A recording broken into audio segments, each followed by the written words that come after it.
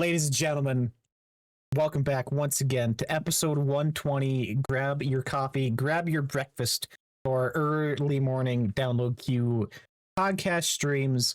Brian in the chat. Good morning, y'all. What a week it has been for video games. What a week it has been for sure.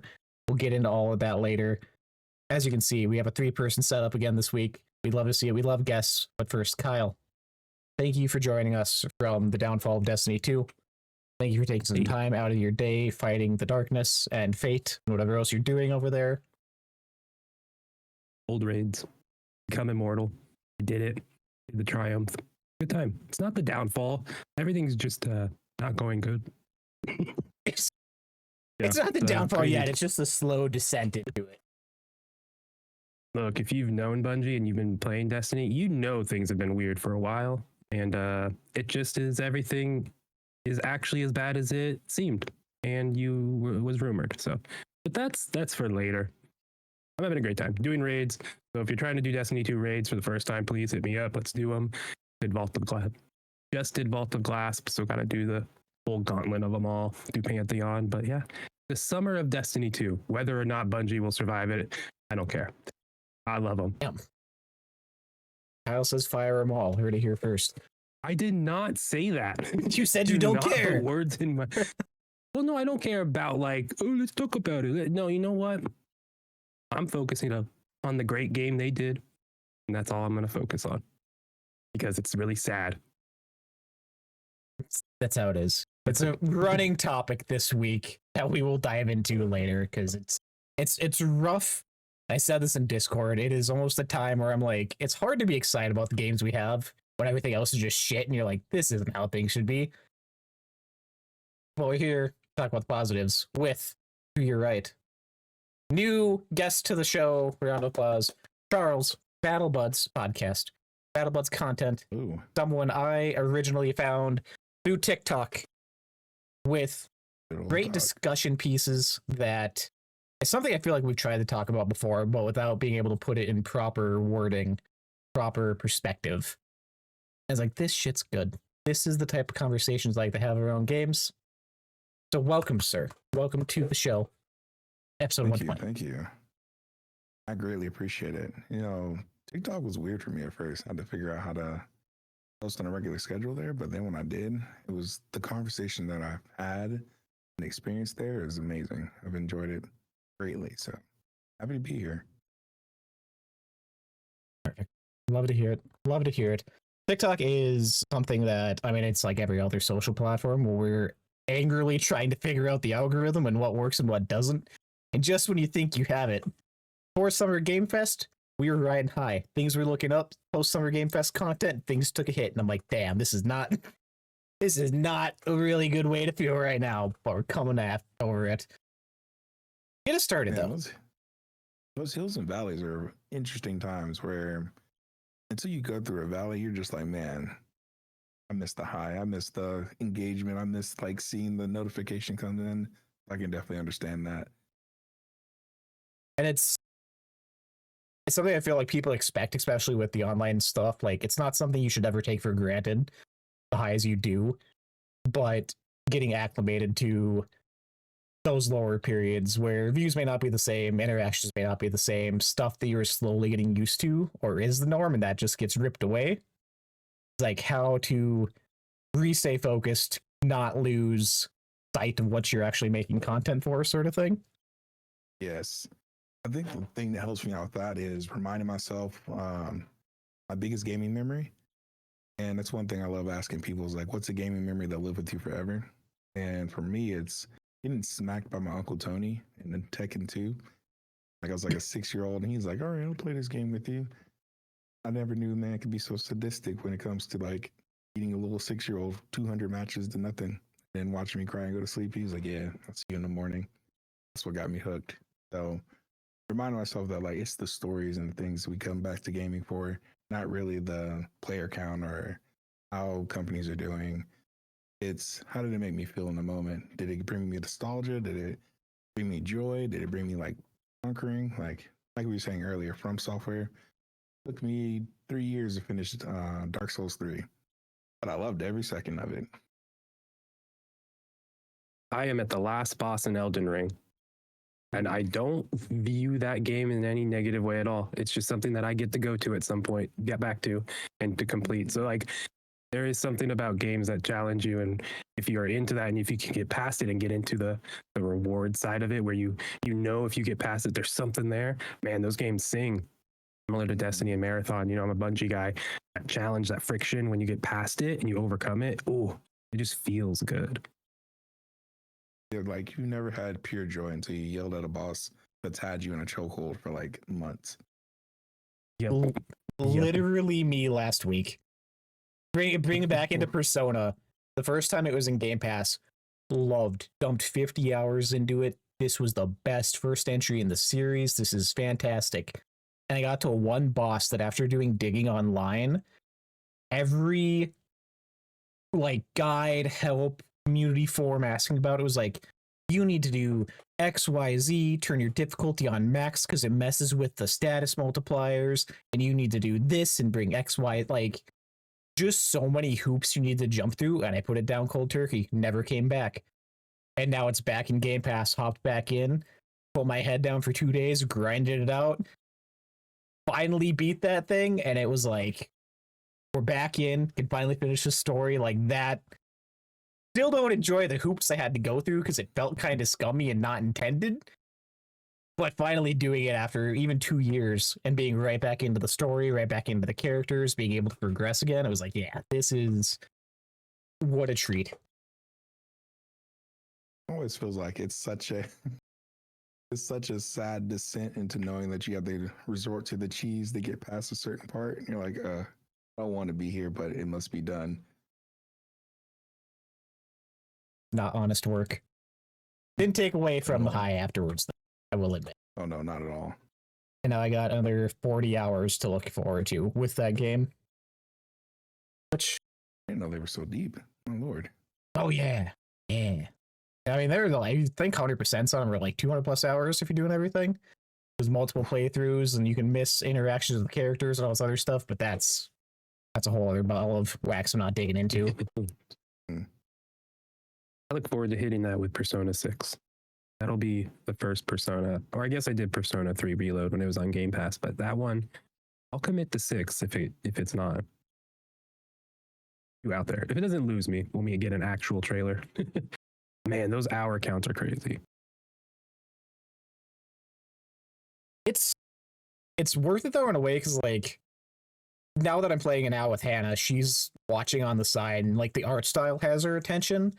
And she's asked me questions on like, well, what happens if X like this happens, or if you don't talk to this character this time? And like, that's part of the joy of it though, because every night you have a nighttime period where some people may contact you to hang out. You could raise your relationship with them, or you can go do something on your own to raise your stats. And it's all these little micro decisions that overly end up with you building your character how you want. The decisions you made, the connections you formed, the relationships you focused on to get stat upgrades or whatever it is. And like, that's part of the intrigue, because it is, what if I didn't talk to this person? What if I didn't form this relationship? What if I didn't even start this quest line that completely locks me out of a character side quest and upgrades and combat moves? Like, there's so many parts of that game where it is up to chance or right place, right time, and all just kind of falls together so beautifully.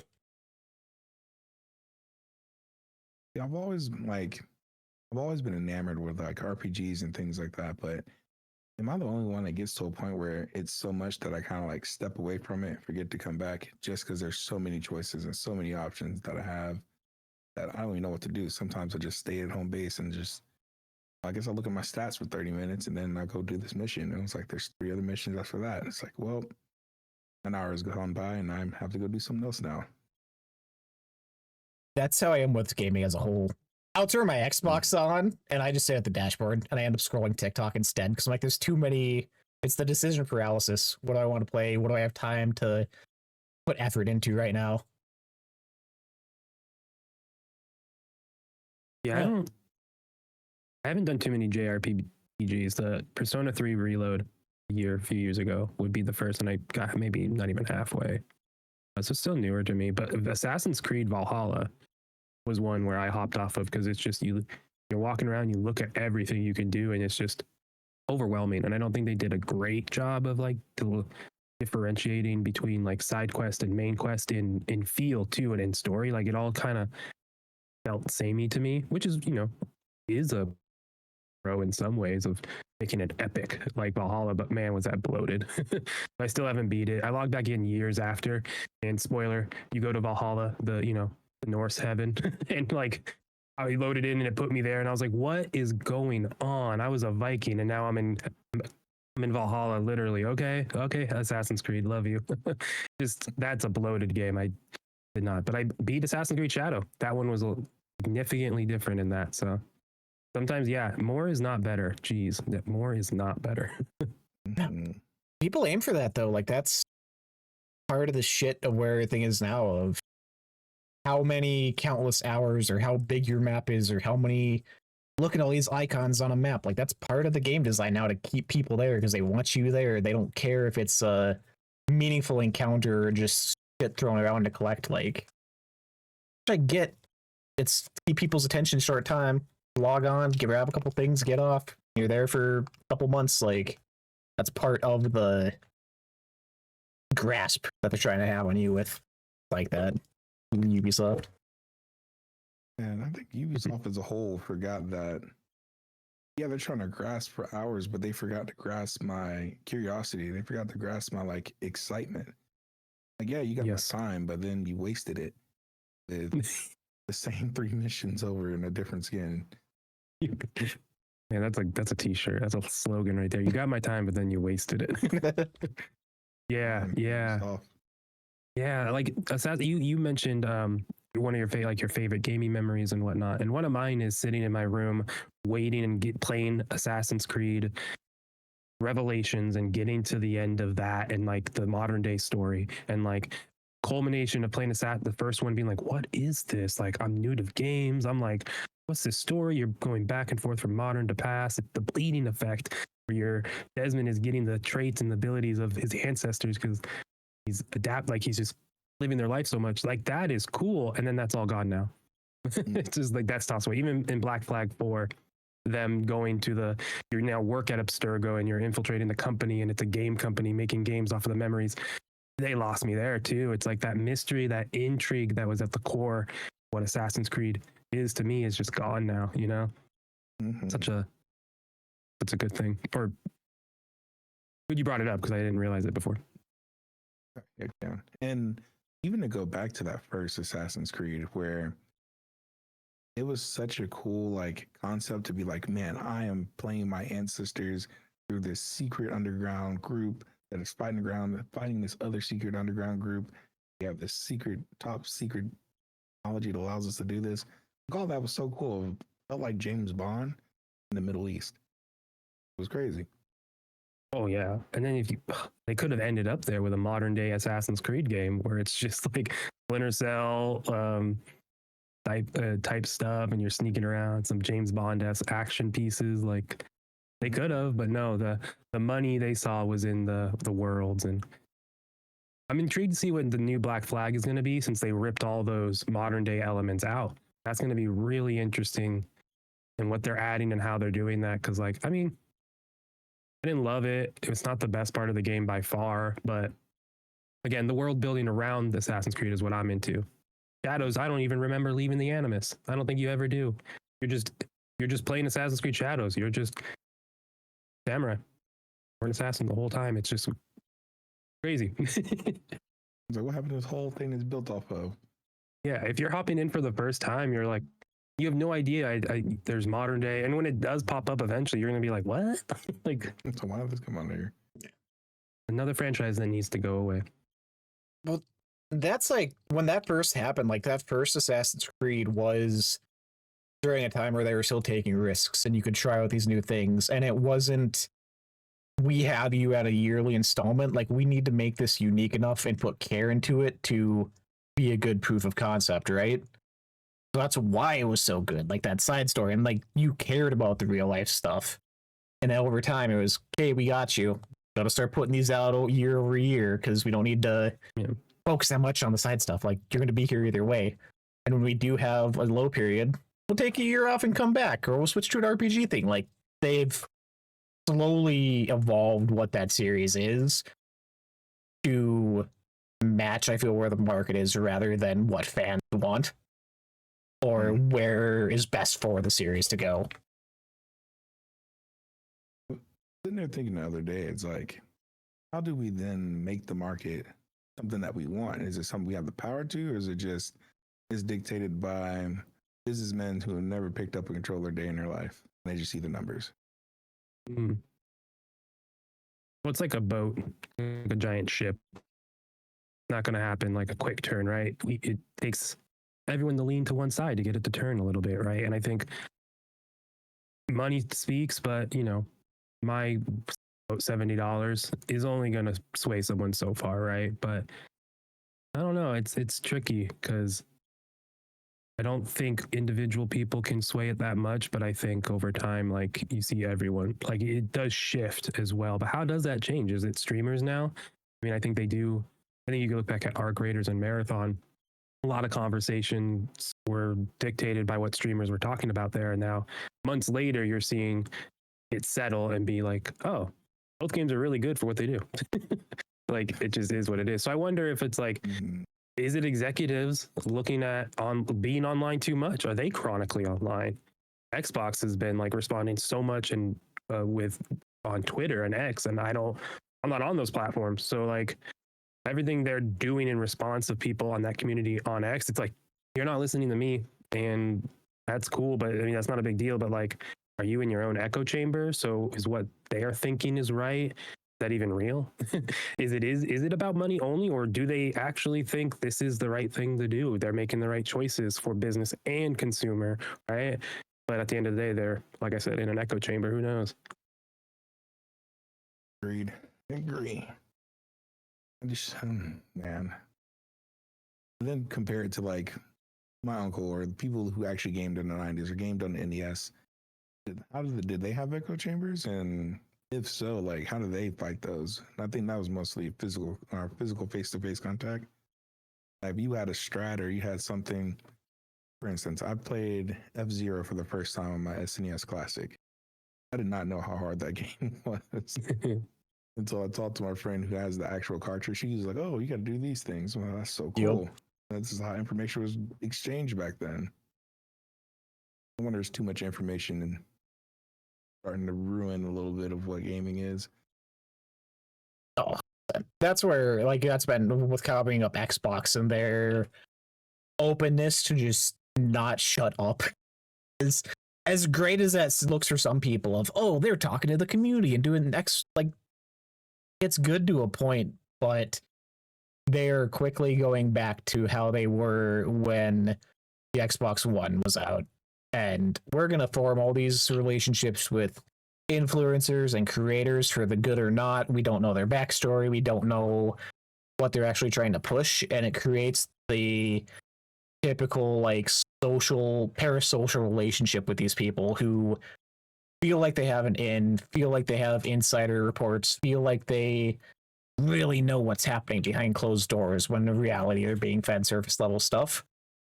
And those people in their communities and telling their people that watch them to play this game, or this game's good, this game's bad, Arc Raiders is shit. Like, it's all in the same line of dominoes of which piece falls over to influence the next success. Part of that's on studios too, where Arc Raiders, we're going to pay you to play this game. You have X amount of people watching you on Twitch, we're going to give you money to be here right away. When that's done, though, they're out playing the next new shit. Like, they'll peddle what you want them to for that time being until the next new shiny thing's here, and then they're taking their community with them. And sure, some people will stay around. Arc Raiders is still hanging out, but it's small incremental hits of press, income, updates, whatever you want it to be. Black sauce, man. Jeez Louise. We'll get back into business stuff. We need to talk Xbox at the end. I'm going to go backwards in time. Charles, you knew. We don't know who you are. Fans don't know who you are. What is your history with gaming? Where did you start? What got you in? what has been your journey? Besides getting your Oh, ass this beaten Tekken. question. Facts. That was the main one, but actually it goes a little bit before that. So my first game console was an SNES. It was the second generation that my mom got me in like 7, something like that. So that was my first introduction to games, and it was something that I knew from that young of an age that, oh, this is challenging, but it's fun, it's enjoyable. So first game was Batman Returns. Never beat it. Ooh. Then as I come back as an adult, I'm like, wow, this is so much simpler. I must have been a kid because it was so hard to me at that point. But after that, my mom married my stepdad, so I became a military child. And during that time, I had to learn how to make friends very quickly. Well, the only way to make friends is to have something in common. And most of the thing that I had that I was outside of just living life was playing games. So I would always ask, like, hey, who has a console? Who has this? Well, there's a new game out. Who wants to talk about it? And that was how I used games as a litmus to find people and connect with people. And I know for me, like, I went through a period where I didn't have a console. So it was going outside, being forced and locked outside, and then finding people who had games and then going over their house to play games when I was supposed to be outside. Yeah. That was another way to connect with people. So it's been 97 to now, just playing games and figuring out the different genres and different types of people and different types of games that are produced. I'm still not finding the end of that. And I think that part of that is what really drives me to continue playing or continue existing in this hobby that we call game. That forming of friendships through it back then is obviously a major thing for most people, especially back then. Pokemon, everyone's playing Pokemon, all this shit, like that social aspect of it. But that was something I wanted so badly as a child. Where I'm at, part of the reason I started this podcast way back in the day was to now make those connections, because there's not a lot of people on the game up here. Very, very few. And if they do, it's very Call of Duty, sports, NFL, FIFA, like the bare minimums. Trying to talk to people and get them to play South of Midnight or an And Roger. Impossible. No one here cares. They do not give a second thought. So part of that of this podcast was to make those connections now and wanting to have those discussions and things as an adult, because that passed me by back then. But so many people grew up in the 90s, grew up early 2000s going through that, and games where that social part was built into it. You have to trade to get this. You need to hook up your console with this person to unlock this or get these secrets. Like, such a product of its time, but it works so well to get people connected. That is absolute facts. And I think that most of the things we talk about, that's lack of true connection and exploration is what people that either didn't learn it or they forgot how to do it. Like when we talk about marathon, for instance, I remember you, Kyle, you're a Bungie guy, right? Besides playing Destiny as being a Bungie guy, Bungie itself is such a lore-rich company. Like everything they do is so deeply invested in that. When you start digging into that, you start having a more appreciation for the art medium that is the game. And then when you find other people that are also looking into that lore, it's a weird moment where something, I call it beautiful, something beautiful happens when you realize, oh, they play game, they know ball. Like, oh, they know Destiny, they know lore, or they know this developer, they have a love for a developer. And when that connection is formed, there's nothing like it. Like I play college football, and it's akin to when you find somebody that works out in the same timeline as you. It's like, oh, workout buddies, let's go. Like that same energy of like, oh, Destiny bro, or oh man, Call of Duty guy. Like slides deeper than just the aspects of the game. It's like the history, the lore. Like I'll forever not like Shepard. Anybody that says Shepard can go get shot every time, that's a true Call of Duty fan. Versus, oh man, the new whatever Omni movement is so crazy. It's like, I don't care about that. What happened to the story? Oh my god. Yeah, games. There's a reason to be invested outside of the gameplay, right? And now, because it's, I mean, we're in the era of everyone needs your attention, right? Money is attention, attention is money right now. So it's just what keeps you attached. I mean, Destiny had that issue too with weekly story content for a while, which was weirdly now, I think, the peak of Destiny 2, which in the moment we didn't think of it. You don't know you're in the good old days while you're in them. But they were doing drip feed content every week. You'd log on Tuesday, do a story mission. Sometimes it would be a nice long one. Sometimes it'd be like an hour-ish. And that was the week, right? But they were just competing for attention. And where does money go? How does that inflate a studio? Where does that lead, right? You're chasing the wrong things. Where put out a solid expansion, make sure your studio stays in scope and stays sustainable, and we can keep going. Then the story doesn't have to be told in lore tabs.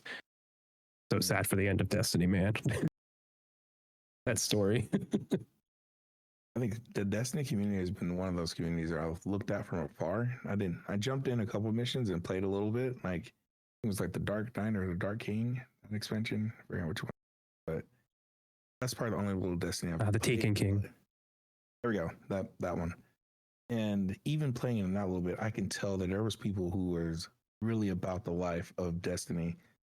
And that's what even attracted me to playing the game at first. I had a college roommate at the time, met his wife, his now wife, on the game of Destiny, and he ramped and raved about it. And that's the only reason I joined it. And what was I going at that point? That was the point. It's whack. I forgot it. No worries. ADHD, so it happens. And we all do. I think. No, man, I there's nothing better. I know Brian was saying in the chat than like when you get that completion on a raid and such. But last night found someone teaching it and I was like, oh man, I need someone to teach and they need one more. Let me hop in and join.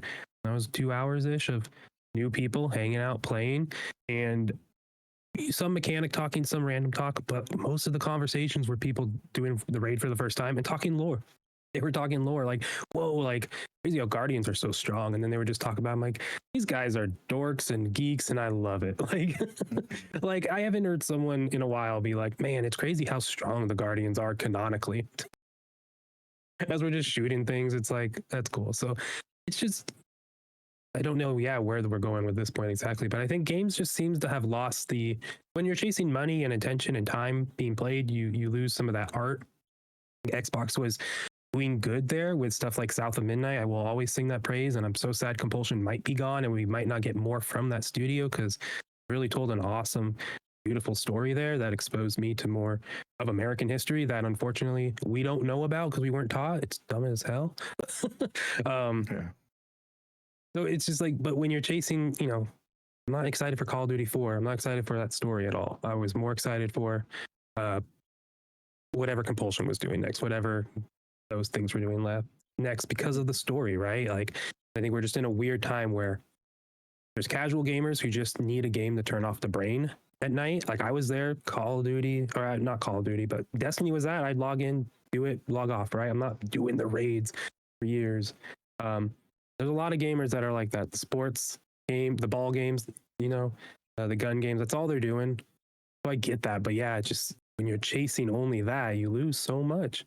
And I think there's so much beauty. It's just like movies. You're not going to have just the big Marvel, big summer blockbusters and not have an Oscar slate of movies, right? Exactly. You're going to have both. So it's just, we're in a weird place in the industry.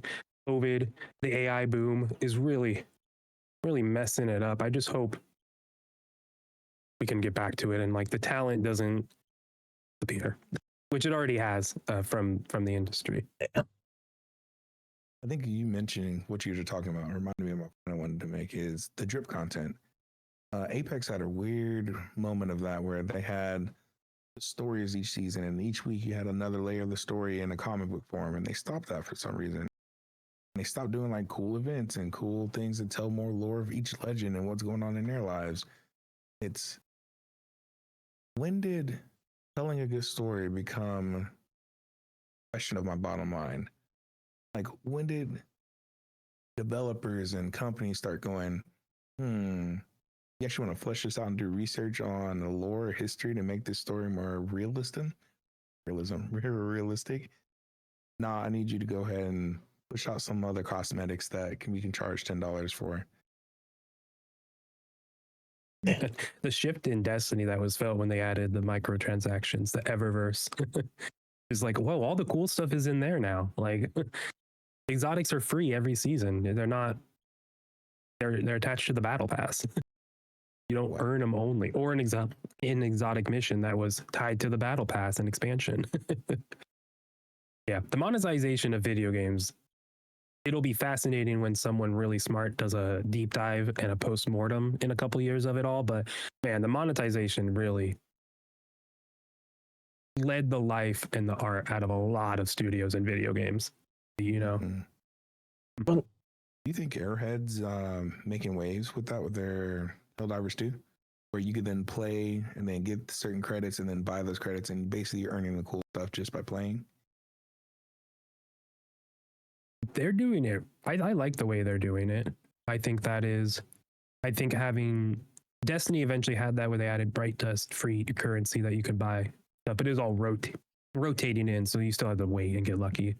I think anything that is paid for that is cosmetic should be earnable for free over time. Anything that is like a game item should be earnable in game, not only through paid money. If it's on top of that in an adjustment to and it's not pay to win, then whatever. Just don't make it predatory. I think it's hard to say get rid of it all now. Like, I think it can help fund a game. I think it helped fund Destiny for so long. I keep going back to Destiny. It's just the game I've played for a decade. So, Okay. and yeah, so I think there's a way to do it right. I just think when you get greedy and you don't allocate the money correctly and you don't stay sustainable and you don't adjust to that, yeah, things are going to go wrong. It's Yeah. not necessarily the same, but the one I always go back to for that did it so good is the Master Chief Collection. Because they did the drip feed content of, hey, here's a new season, new battle pass, whatever. But then they still respected you and your time. And when the new season came, the old season was still there. If you wanted to put your points on the old stuff, if you missed out, you could. You weren't locked out of it. It wasn't time gated content. It wasn't tough shit. Focus on the new thing now. And even now, you log on years after they've finished updates for that game. Again, collection of old multiplayer stuff, but all that old stuff's still there. It's still available. You can go and unlock it, go and play games, get the credits to do it. Like,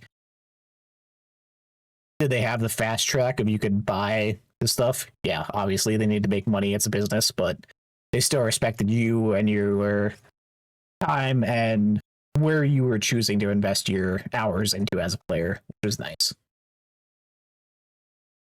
I hop back in. Me and Hannah, my wife, are playing through the Halo campaigns, and we just started Halo 2 again. We're like in the middle of it. Yeah, going through all that system, that battle pass, I was first time seeing it. I was like, that's really cool. Like, I love that how they're doing it. And you can see the logo of each game, the cosmetic is from, so you can buy like, oh, that's from Halo 1, 2, and 3. Like, that's really cool. So, and then Halo Infinite does the same thing where battle passes are free forever once you buy them. So if you happen to buy that premium version, you get free credits from it too. And you can always go back and just complete it. And I think don't take away content from people. Like Destiny, there's no more, you can't even play the whole Destiny story because it's gone. Just vaulted. The Red War is gone. Like, Ooh. and no one really complained. We don't talk about that. You should We be just louder. we should have, but Um, I want to say something Brian said in the chat. He says, could it be tied to execs? Thinking modern players don't have a long attention span. We kind of touched on that. And I'm like, it's true. We know Netflix said that they have some weird, not rule, but guideline about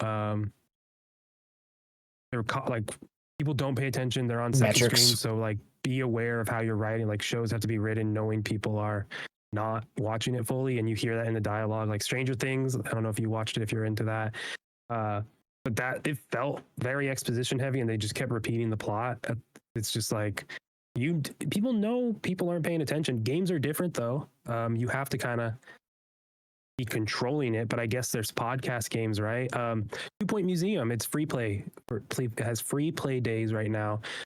In the menu, they have a toggle sound. You can just mute the game fully because they understand what it is. So like I think there's some execs who, yeah, they're like, we don't need to do X thing because people don't pay attention anyways. But I think it also is knowing, hey, no, people want to just zone out with our game. So how do we get them to do that and not make them focus on it? So I think it's a little different than like TV, so to say, with the attention span. But Well, it's I mean, Jocko, you were saying it too. You turn it on and you get distracted. You struggle sometimes choosing what to play. Same thing. I'm like, I'm tired. I don't want to play anything right now. And I just, yeah. I'm on my phone and it's like, wait. It's been 30, 45 minutes. I'm wasting time. What am I doing? It's weird because like I remember when that was always a point that was brought up, like early Xbox One, I believe, of why aren't games putting more into their story? Why is it all multiplayer focused? And then you had stuff like Call of Duty experimented with that. Was it Black Ops 3, I think, was the one that just didn't launch with a campaign because they saw the metrics of who was actually engaging with it and playing through it, which like makes the most sense. You're like, okay, people aren't doing this, don't put millions of dollars into development, but that still caused enough of an uproar and backlash that they added one in the next game. They're right back doing what they were doing before. Like they tried tipping the scales and playing more in their favor of where to put investment for their development, but then still went right back because people were pissed off. So it's like it was a small number, but it still did enough negative damage that they had to kind of backtrack on and haven't really explored with again. Everyone has had a major campaign with it attached. Besides the most recent, we don't talk about that, but Yeah. I think something is cool you just said there. You were like, oh, they did it because they saw that it wasn't great for development. And I wonder, did they structure the development around the making of money, or did they structure the development around impressing the gamers or giving the gamers a good game, no matter the cost? And I think of like the gaming of the 90s, right? They were all experimentation, really. Like 90s, early 2000s, nothing but experimentation. And while it still was a business, they put their all in that because they knew they had to get your attention at that point. Let's take like story-driven games like God of War, right? I am very locked in when I play God of War because I am Kratos. I am being the embodiment of him and following the story of him and Atreus. Maybe it's just me and my brain, but I cannot do two things if the story's good. Like if the story's good and it's got me right, like I'm playing Ninja Gaiden 4 right now. I love Ninja Gaiden. Oof. And that game right there, I can't look away from it. It got me in a chokehold. But I know Team Ninja and I know those guys, they put massive dedication into like paying homage to Ninja Gaiden 2, and making sure their games are what they are. And you can definitely tell the difference between studios who do that and who have the mindset of, hey, I'm going to make this a game that I'm proud of, that I'm honoring gaming, not just keeping the business afloat. Yes.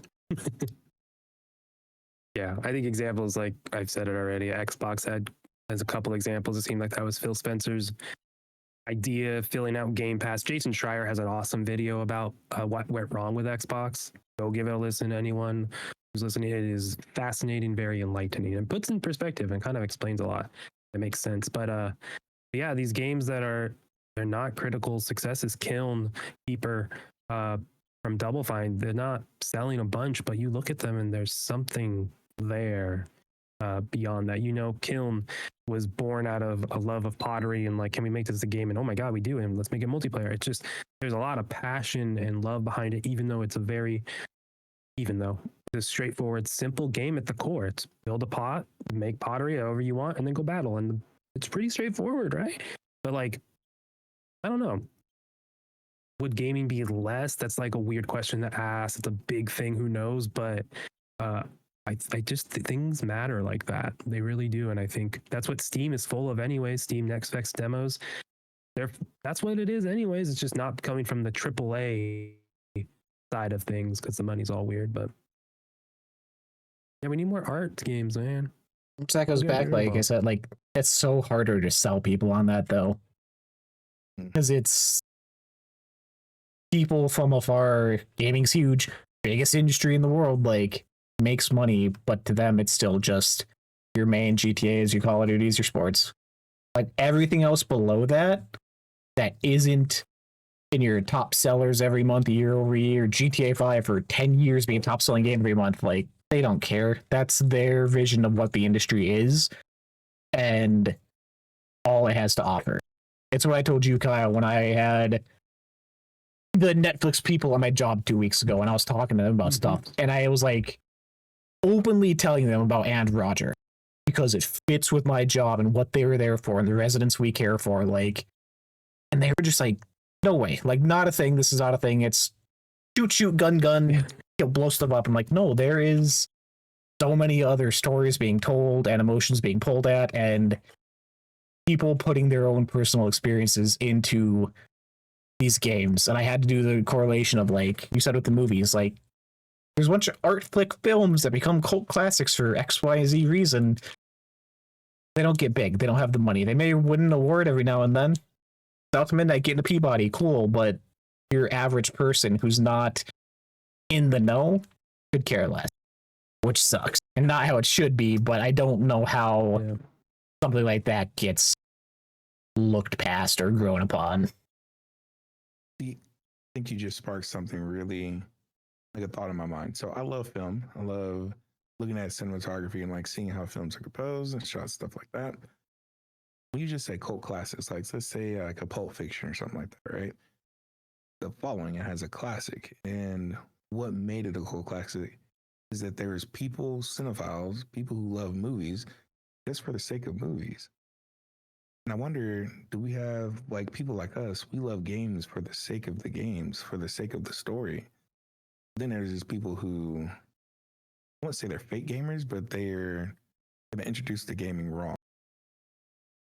Like, they were introduced to it as a means to dominate or compete or to feel they're good at something versus, hey, this is the art. Why were you created? This is the story that makes me feel something.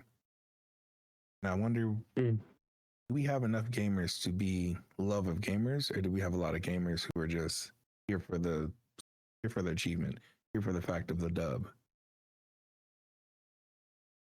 I think that dub is influencing streaming for a lot of people, right? It's not necessarily getting that specific game win. It's getting the win on stream, getting the win in community, and not even in community. Like, I guess I'm meaning this more negatively, you know, where it's, I'm not doing it because I'm loving games. I'm doing it because I can make money. I can get famous. I can do my thing. I think there's a large part of that. And that's where a lot of the big streamers, not saying they are like that, but like we talked earlier, they're swaying a lot. And when, you get paid to play Arc Raiders and you're not, if you like it, you're not going to speak very negative about it. So all of a sudden, it's all positive, then nothing. And then they're moving on to the next thing. And that's what is being repeated by watching them, kids. So that's just going to keep coming, right? People, I mean, I don't have a kid that is old enough to want a PC, but she's probably going to. And I'm like, why wouldn't I get her a PC? Like, if she wants to play games, we have a Switch, and then here's your PC. Like, I'll just give you the one I have now. Like, we'll upgrade, whatever. But apparently, teachers are saying parents are saying kids want PCs more so than anything else because they're watching their streamers. So that culture that they are doing and chasing is being repeated, and it's going to keep going. Where that goes, I don't know. Is that, I don't know. May have lost a train of thought there. Oh yeah. I'm definitely got to build a counterculture or something because I refuse. Like, I don't have kids yet, but I want them to experience gaming how I did. Like, hey, this is a story of this plumber that's going around and saving this princess. But then you have to deal with the simple fact of, I'm the hero, going to go do that. I don't care if I die by this Koopa. Like, I'm enjoying the fact of being Mario. And I remember having a conversation with, like, an older gamer, a guy who's playing on, like, the Commodore 64. And he was like, think about it. For us, it wasn't graphics. It wasn't anything fancy. We saw the box cover and was like, pretend to be the dude and have fun. That's really it. Pretend to be the guy that you see on the cover. Whatever goes on the screen, the rest is up to you.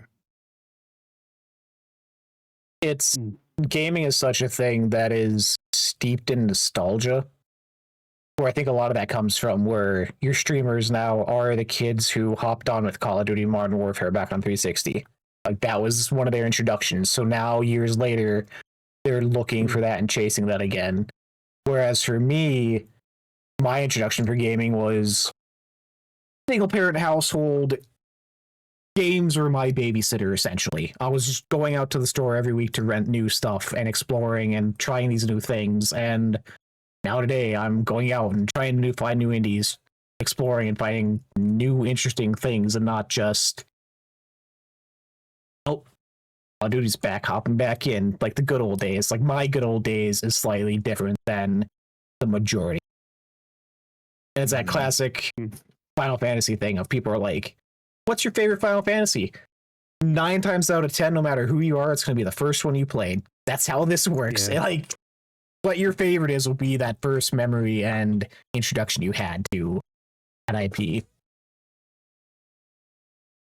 Final Fantasy 16 is my background. Replaying it. I love it. Interesting story, remembering like, a lot of racism, but not racism. We're just not going to blatantly say it, but we're going to pretend. I was like, okay, I remember the one weird thing about this game. Get in the bush. Let's beat around. There's like no people of color, but there's bears and everyone's racist towards them. And it's like, oh yeah, I remember all this. Oh, yeah.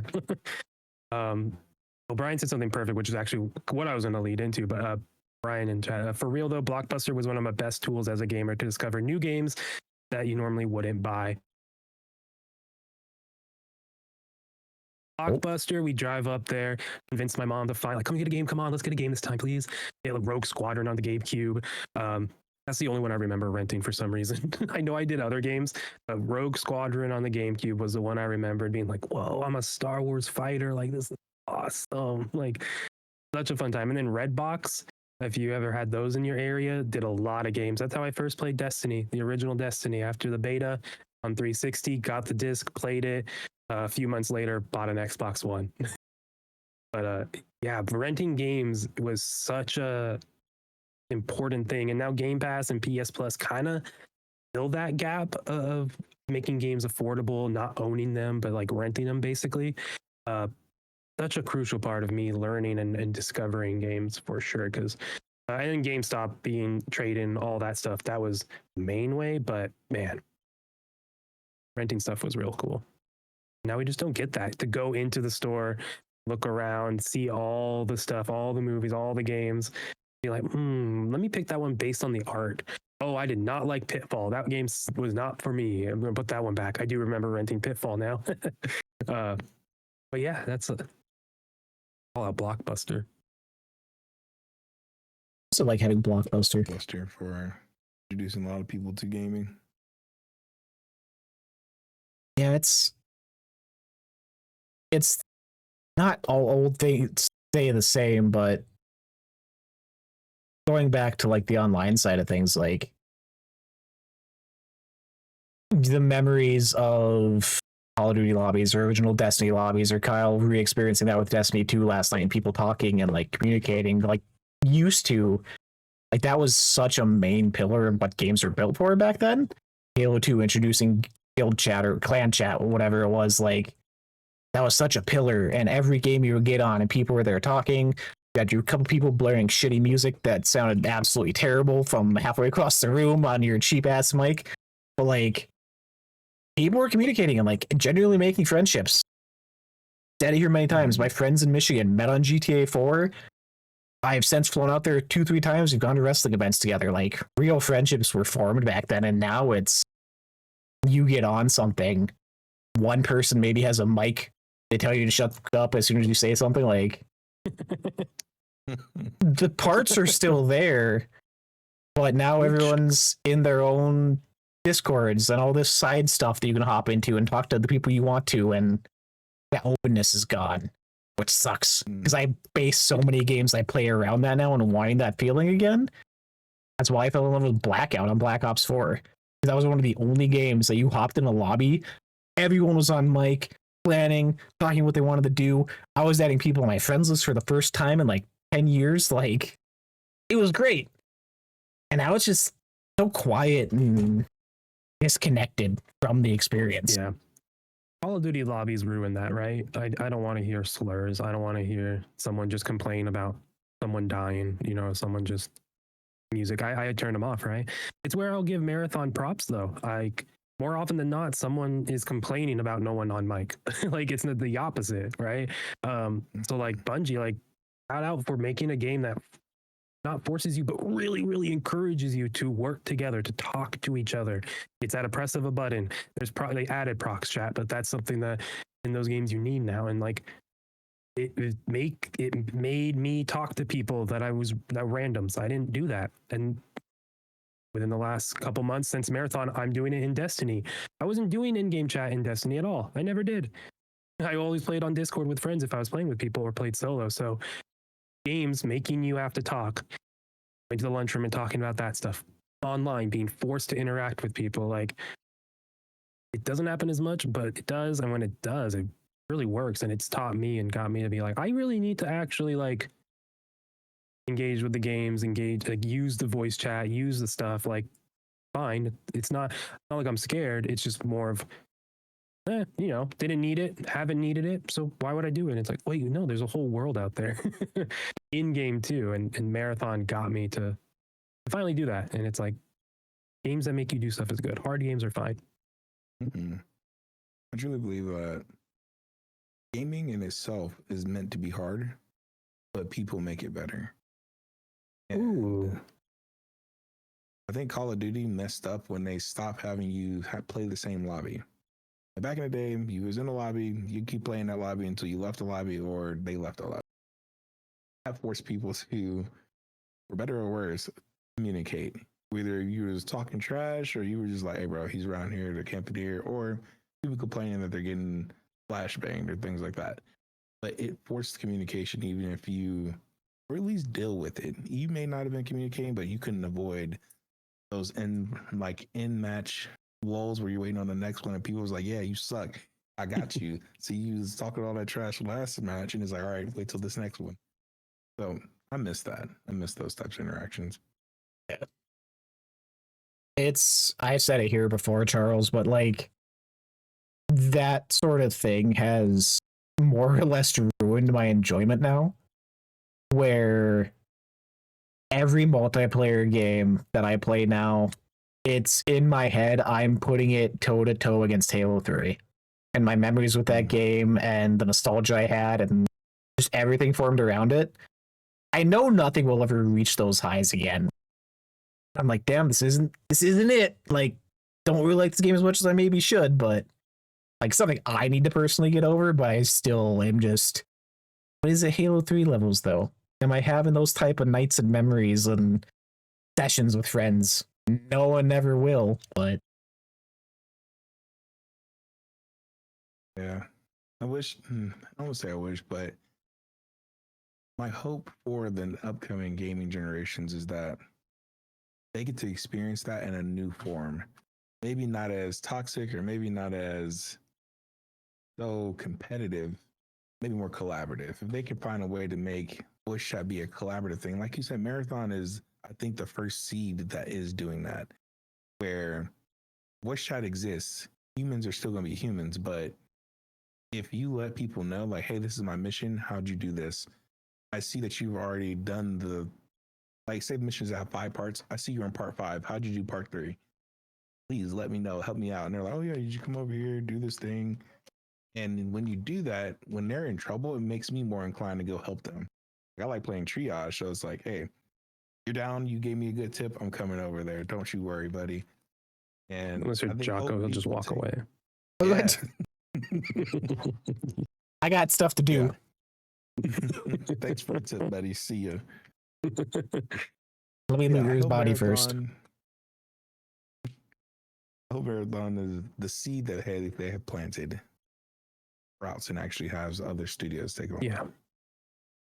Yeah, and that's a really a good like thing. We don't have that a lot, and I think we're getting there. And I think we're in the middle of it, but this coming game industry crash as well, I think we're going to see a readjustment of what people are following, what people are into. I mean, so many Destiny creators might not even survive this ending of Destiny because like they were built off of Destiny and they're not in the Marathon, right? So like that goes across the board. I think we're going to shift. And I think people just, if the money isn't going to go into games, and it's not the big flashy stuff that we're highlighting and following. Like, what's going to get your attention? You know, it's the gameplay, it's the stories, it's that type of the art. And I think that's going to be more stylized as opposed to realistic, right? You have these engines that already are really nice and pretty and realistic looking, but cost a lot of money. And until that gets really cheap, you're gonna have to do something different. And I think we're seeing that readjustment. And I hope that then in turn gets people to look at gaming differently and not as, oh, it's the big thing to chase, that I can get clout, I can get famous, I can do my thing. And especially if I post stuff that is clickbaity, post the negative reactions, because that gets the clicks and the views, and build all this stuff because it's like, we can get rid of that. I think we'll be fine, because so many people are influenced. And when you go online and that's what you see from 1, 2, 3, 4, 5 creators, right? Is that their opinion or is that fact? You know, so it's hard to argue with people when that's all they see. And right. I hope that's kind of the shift there. And yeah, realizing work together, there's purpose to stuff. I think we're going to get there, but it's not going to be fun for studios. I think I had one of my older videos, I had the question, or I said that, is it really the studios, or is it we forgot to set our own win conditions? I think most of us share the same like intro to gaming, where it was the one thing that a world I can explore when the world around me was unexplorable. So when I'm actually in that world, set my own win conditions. I didn't have to go do the mission. I'm gonna go see if I can jump on top of this thing. Can I glitch this system? Like, yeah, I was playing the game, but I was playing the game my way. I think streamers, I wouldn't say they negatively affect people, because they've done a lot of positive things as well, but there's just younger kids that don't know how to play their way. And that is the result of what we see nowadays. Almost like media literacy, you know? Like, yeah. Hey, Destiny has some weird collectibles in every map on a distortion event. I'm pulling up a YouTube video to find them. I don't want to wander the map for potentially hours to eventually be like, oh my God, that little thing to collect is in the corner on this side. Like, oh, I pull up the video, it takes me there. Good point. Like, I don't know how to find those collectibles technically, right? Like, so yes, people just look up tutorials, look up things, watch streamers do it. Maybe not even play the game. Maybe just be playing the free game Fortnite or Roblox, and then watch someone play and like, cool, I played God of War. I played it because I watched them do it. So a very interesting point in the long term of like the literacy of how to play. With my daughter, and even my wife, she's not a big gamer, but we're playing Halo. I'm like, press the select button on Xbox. It's not called select. It's squares now for some dumb reason. It's the window button and hamburger button. Get on it. I'm like, that doesn't make any sense to me. It's start and select. But even like, bro, press the left stick down, right stick down. It's just, huh? Games, not every game teaches you how to use a controller, right? Even how to play with the game, how to interact with the medium. We still need games like that, especially. Well, Mario Kart World was the most recent off the top of my head, where I feel like that was a huge issue. Where when that game came out on day one, people had TikTok videos of go here to get this skin, go here to get this character, eat food here to get this, and everyone's like, okay, well, I went and followed this video, unlocked everything, now what? Like, the game's done, I have nothing else to do. Like, no, they're still... the races are meant to be replayed. Just because you unlocked all the stuff doesn't mean the game's over. Like, there's more to it than these obtuse goals you're setting for yourself, and then you're mad that there's not new content updates, and you're mad that the game's too small because you did everything in 2 days because you watched someone on TikTok. Like, just so dumb. It's for everything. Save bounties on all 3 characters, and the season drops, and you pop them all, and you're level 100, and you're like, there's nothing else done. You min-maxed your experience. You prepared to level up as fast as you can. You did it all in 2 days, and now you're saying there's no content. Calm down. Like, it's, you know, it's partly what I hope we can do here is look at games and the developers' intention and scope. If they're making a game about a ball, I can't be mad that I can't shoot a gun, right? It's not that type of game. I think it's just, look at the developers and hear them. And if they're saying it's this, and you look at the game and it's like, oh, they're doing that, why are you be upset? It might not be for you, right? I'm not a big WoW player. That's not for me, World of Warcraft. But those similar systems in Destiny, I'm down for, right? I'm not mad at World of Warcraft. It's not a first-person game, right? I just think especially the big streamers. There are not even big ones. There are people who are influencers who just do it for clout and just know how to clickbait and do the negative stuff. They just highlight that and it goes nowhere, and it's just sad. Mm-hmm. But anyway, the need to instant the need for instant satisfaction kills the joy of the journey. Brian in chat. Satisfaction was a hard word for me. It's early. It goes back to the need for attention, the dopamine hit. Our phones do that. Like, partially, it's like on an individual basis to make sure you're not falling into that, I think. But You think that gaming is trying to follow a social media approach to gaming? Where 100%. it's now, even though it's social, but it ain't what it used to be. I'd rather have the social where I met this guy at school. He gave me his gamer tag, and I was like, all right, 1v1 me on Rust. I'd rather that social than the whole like, oh, you got the skins, you got the, I clip you. Oh man, what's going on? Just the meat, like Rocket League's really bad at it. Where you'll play somebody, you're having a really good match, and they're just like, oh, you suck, GG, FF, and like, all right, dude, good game, I guess, but yeah, that's what that gamer just needs. That's what they're there for. Show off and be like, I did it. All right. It's you'll have a master air roll, but you did it. it's so weird. The past few weeks, we have watched dumb documentaries and stuff when we're putting away laundry, whatever. But I've been rewatching the Xbox documentary Power On, and this past week was about mid to end 360 generation and how, like, from interviews and people's discussions now, how excited they were to be the first one to introduce Twitter on a console or link your Facebook to the console and your YouTube over here, and you could upload clips right from your console on Xbox One. Like, those things of, I'm going to start making clips for farming and engagement, like that started with Xbox on the console side. Like, they were the first ones to introduce that, and now you look at where gaming is now, and everything's centered around getting the new viral clip, whether it's something on a friend swap game with friends or something in a multiplayer thing. Like, so many things are centered around that, and people have their entire livelihoods based around trying to get that next viral sensation for a 15-minute of fame thing, or breaking down this bad part of a game, or Forza Horizon 6 comes out and we're comparing it to GTA 5 for some reason. Like, the ease of access, I feel, of cool people are making great content, but how easy it is for people to get videos like that uploaded, equally doing as much harm as good than good for what games are trying to accomplish and the message around them. Agreed. I think I don't know why I have this thought, but I think gaming is the ultimate media. And I have my litmus for that when it comes to the video game adaptations, like TV shows. Like, let's say The Last of Us. People are like, The Last of Us is so good. Oh, I'm like, play the game in 2013. Like, it was here long before this TV show existed. And the fact that you're praising the TV show, but then you don't look at the game the same way, is telling. Yeah.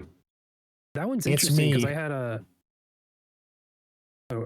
I had a friend who he didn't play the game Last of Us at all, and got him to watch the show, and it just didn't hit in anywhere near the same way. And you're spending 20-30 hours with a character, with a person, and hearing them talk, and you are making choices as them, as opposed to just watching something. I think that is a huge part in certain stories. Even season 2 was weird of The Last of Us, and I don't think season 3 is going to be that big of a hit. I think HBO is even pulling back a little bit because they see, we're not getting that pull. But it's just, when something's made for a medium like gaming, it's so different. You spend time with them, you do all this stuff. And that's why I love the Fallout show. They did the right thing with doing their own thing. We're going to tell a TV show in the world. Perfect. Like, you can do what you need to do for TV. It's just set it in the world. But when you retell stuff, it's kind of hard. And good point. You like it now, but not before.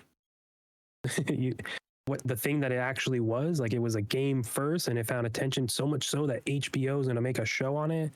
You don't want to give it the time of day, and there's a lot of stuff like that, right? Mhm. It's yeah. I wish I knew better what the disconnect was because, like, I said it jokingly, but that is me. Where Last of Us 1, was it 2 years ago now? I think I finally went back to it and finished it. I am a minority hater of Last of Us. Did not like how it controlled. Just overall was a chore to play through. But watching the show now from a distance, not being able to go through the parts I didn't like, I'm like, season 1, fantastic, top tier television, loved every bit of this. Like, the story is so good, but the hands-on approach of it is what did it for me. I played it finally. I don't need to do this again. I don't have any interest to do it again. Me right now, again, doing GTA 5 for the very first time on 360. It's taking me like a year and a half, and I don't even think I'm halfway because I can't play more than like an hour of that game without being bored. But back then was the hotness, was the shit, and it was never-ending money farming for years on end. And GTA 6 is around the corner, but now it's like I missed out on a moment. Mm-hmm. Speaking of moments, when's the last time you guys been to a midnight release? Wonder what? Into a midnight release. Wasn't at midnight, but I did get a Switch 2 on release day. Went to a GameStop, got in line, got the final ticket they were handing out. So I had to go back at 9 p.m. I think and pick it up. So that'd be the closest thing. Other than that, it's been a long time. My last was September 24th, technically 2012. For World of Warcraft, World of Warcraft Mists of Pandaria expansion. I was at Walmart with Where's the photo?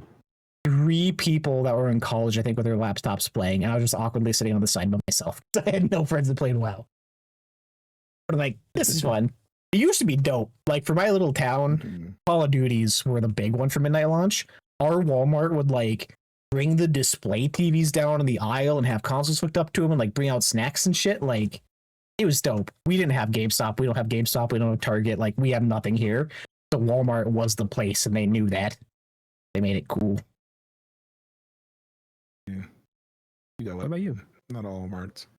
For me, I would say the reason I mention it is because it's GTA 5 is the last like stood in line for the midnight release at this Walmart at the college I was playing football at, and it was just like me and like 2 other of my teammates were like, GTA comes out tonight. Let's go to Walmart. And we just walked up there, and we were the only ones in line. They're like, "All right, guys, here you go." I was like, "Well, thanks. This is very uneventful, but got the first copy. So sweet." Went home and then couldn't play it for 2 hours because of the massive update file. Yeah. That's so true. Mine, Brian reminded me in chat. I lied. My last one was actually the Switch. I told this story on this show before. I was the first person in line. Was there for like 6 hours. Paid my money. Walked away from it with everyone behind me at the counter. I dropped that shit on the ground immediately in front of everybody. That's rough. Picked it up. Did not look back. I walked down to that place because there was a decent amount for the Switch back then. Like, yeah, first person in line, dropped it immediately after paying. Yeah, thank you, Brian, for putting that memory back in my mind. It was not WoW. It was the Switch. About that. It works to this day. Joysticks are messed up, but I still got the OG. Oh, yeah. Good. As we went down here, this has been great. Great episode, great discussion. Like, this has been fantastic. Wind us down. What are you playing now, Charles? You mentioned Rocket League. What's been on your rotation in 2026? What about some highlights for you? For me, 2026 has been the year of, I call them like I'll put it, but the dad games, the games that you, don't focus there, the dad games, the games that you could play in about 10, 15 minutes, get a little feel, 30 minutes gets you about like 6 matches and you're off. So it's been a lot of Rocket League and Tekken 8. But I've also been trying to push myself to explore more indies. So going through PlayStation Plus has been a godsend for that. Each game, each month, I can just pick one of the monthly games to try it out. I was like, all right, this is a new one I'm playing. So I think the next one I'm going to end up trying is not Stick Fight. It's like another one of the brawler games and like Sony All Stars type of deal. I'm end up doing that here in a bit. But Tekken and Rocket League has been my main ones. I'm trying to get back into Apex ranked so I can get back up to plat at least. It's been nice to have high ranks. I'm over here in bronze and shit and all the stuff I play, and it's a struggle. Oh yeah, no, it came with. I paid a price of paying for it. Let's believe. I like that everyone's a big fighting game guy. Everyone that we have on, like Brian and chat, big fighting game over there. And we're just like, maybe one day. Killer Instinct was my only one that I could even remotely hold my own against. That was 13 years now, but It was instinct to save my life. it was my first game I ever played on Super Nintendo.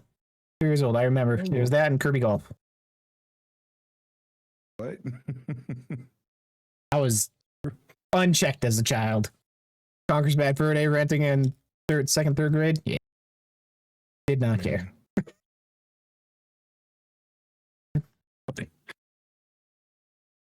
Kyle, what have you been doing? Just Destiny? Yeah, I'm gonna try to do more Destiny raids throughout the summer of Destiny, but also replaying Final Fantasy 16. Gonna be picking up Rebirth. This year is the year Final Fantasy for me. So we beat 7 remake. Me and my wife gotta do the inter-raid mission stuff. Forgot about that. So, but yeah, then I'll do Rebirth into Revelation, which is crazy. I really am liking the story of 7, and the Final Fantasy 16 is so good. Just playing it, I'm like, oh, Star, you're so sad in this. You're so good. I need to go back and But, do the DLC. I have it sitting there. I have yet That's to why I'm play it doing though. Yeah, I had it on PlayStation, so I got it on Xbox again with the DLC. So, going through it. We got to get into Marathon at some point. I've been out. playing. I log on, I see you know. on Destiny. I messaged last night in the Discord, and I watched some Love Island. But I messaged in the Discord. No one was there. My wife was like, let's watch a movie. I was like, well, there goes my marathon plan. There goes my but I marathon. guess- Tonight we'll try. I'll be Yeah, back in town tonight. Yeah, I'll be on. Well, look at that. Full squad of 3 for the first time. We're running cryo. Hey, Oh, Jeez. Lose it all right away. perfect. Right. Charles, what do you have to shamelessly self-promote for yourself to the good people who want to check you out, find you on TikTok, find you on the YouTubes? For the good people, you can find me on YouTube at the Battle Buds Podcast, as well as on TikTok. Those are my main 2 places I go. I'm going to end up starting getting back into streaming here soon, so that'll be dope. Keep a lookout for that. And if I wanted to shamelessly plug anything, is always look for ways to connect, compete, and support in your local communities. Whether that is joining a local fighting game community, is that joining your local Destiny group, like find places where you find like-minded people, and that will probably alleviate some of the craziness that is going on in our industry. I like that. Yeah, you always plugged yourself a little bit. 007, Final Fantasy, all the good stuff. We are still in the process of hopefully getting some stuff set up post Summer Game Fest. Email us back, people. We sent you emails. They're famous. Hey, they're resting. They just got back. True. So hopefully have some good stuff. Hopefully some interviews with devs coming up in the coming weeks. It would be awesome to see. We can only do that with your help if you're watching this on YouTube later on. Drop us a like, follow, comment, anything in the description to help show YouTube that we matter. YouTube should push us out to the people. Find us at the download queue and Kyle to do all the socials besides X as always. Till next time. Be good to each other. Happy gaming. Enjoy the hobby for what it is. I'll catch you next time.